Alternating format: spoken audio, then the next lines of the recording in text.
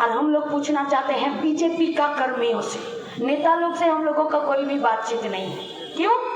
BJP को नेता ही नहीं, सब तृणमूले ধার করা নেতা, সব তৃণমূলে ধার করা নেতা। বিজেপির কোনো নেতা আছে নাকি? কোনো নেতা নেই।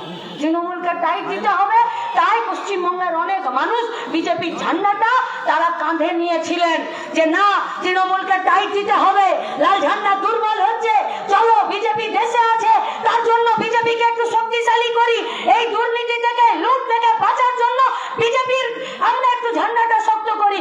उसी बीजेपीओ का कर्मियों से हम लोगों का सवाल है, रेड করলো প্রতীক জৈনের বাড়িতে, রেড করলো ইডি দিল্লির ইনভেস্টিগেশন অফিসার, আপনারা ঘরে বসলেন আর দিদিমণি বাইরে থেকে তৃণমূলের রেজিস্ট্রেশনে একটা গাড়ি নিয়ে এলো আর সেই গাড়িতে রাজ্য সরকারের পুলিশকে চাপালো, ভেতরে ঢুকলো আর ল্যাপটপ নিয়ে হার্ড ডিস্ক নিয়ে আর একটা সবুজ ফাইল নিয়ে বেরিয়ে গটগট করে চলে গেল।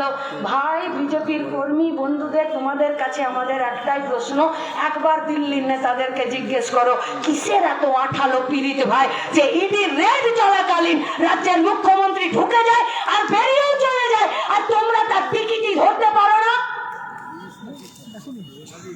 এরপরেও তোমরা বিশ্বাস করতে পারো যে বিজেপির পার্টিটা তৃণমূলের বিরুদ্ধে লড়বে?